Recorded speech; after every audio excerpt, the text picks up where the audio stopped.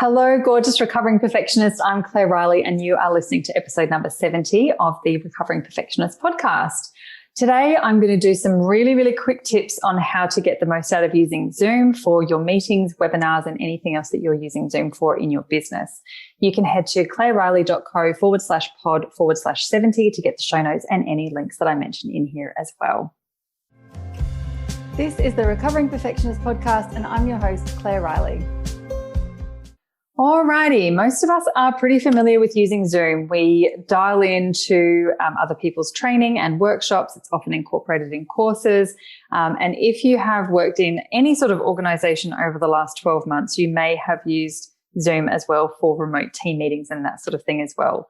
So most of us, most of these tips won't hopefully be super brand new to you, but I just want to cover a few suggestions or not negotiables for using Zoom effectively and efficiently, and with the best possible outcome for you as well as everyone else who's on the call. So number one, I want to talk about backgrounds and virtual backgrounds. Your background is fairly important. So depending on the audience and who else is on the call, it has varying degrees of an impact on your business. It doesn't have to be exactly the same every time. It doesn't have to have all of your branding laid out if that feels like too hard basket and it's going to prevent you from jumping on or from showing your video or your face on Zoom. But it should definitely be something that's neat and tidy. We really don't need to see your dirty laundry all over your bedroom or your dishwasher or anything like that if that is not part of what you would like people to see in your business. So just be really mindful about your background. Most times it's better to have a completely plain background that has nothing on it than something that is a little bit awkward or uncomfortable for your audience. So really, really pay attention to what is behind you, and just be mindful about how that might work in with your perception of your brand and all of that sort of thing. Under that same one, I really just want to mention about virtual backgrounds on Zoom. Some of them are super cool and it is a really great tool that you can use. However, I would also suggest that you're really structured or a bit strategic about what backgrounds you're using and why. We want it to look nice and clear. The virtual backgrounds these days work on any color background, so you don't necessarily have to have your green screen like you needed to a couple of years ago, or even a plain color. But it is very distracting if there's a lot of movement, if there's not a sort of a consistent color behind you. And also if you're using a background that's a video that's moving a lot, it can, be really quite discombobulating to other people who are watching. So something that's definitely still and on brand if you're going to use a virtual background at all.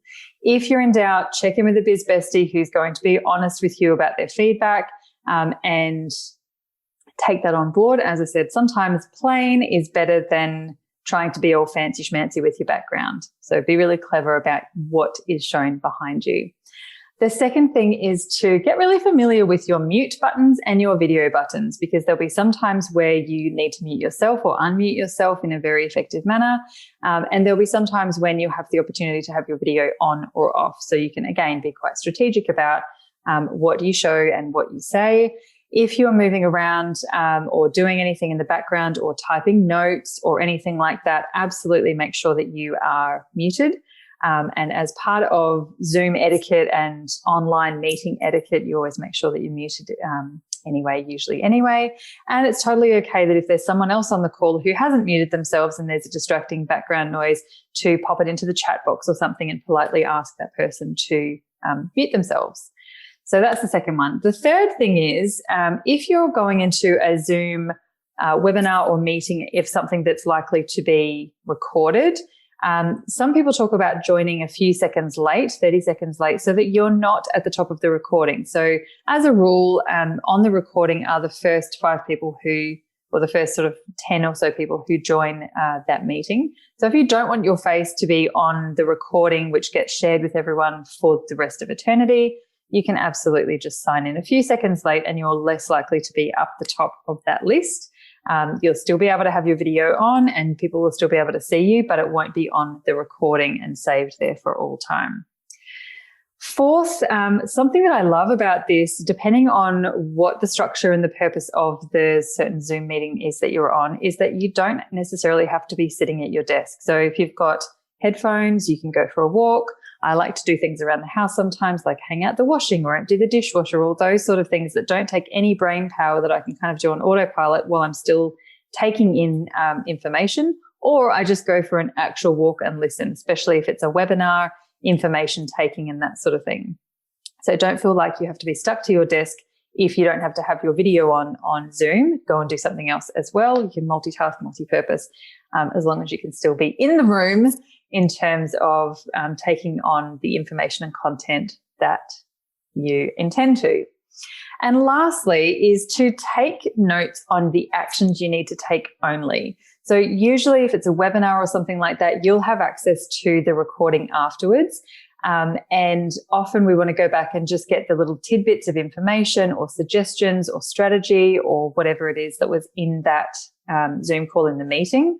But sometimes we don't. And if you're like me, we record things and we almost never go back and listen to the whole thing again. But what you don't want to lose is the action taking steps that can go straight into your to-do list or straight onto your strategy of whatever it is that you're building.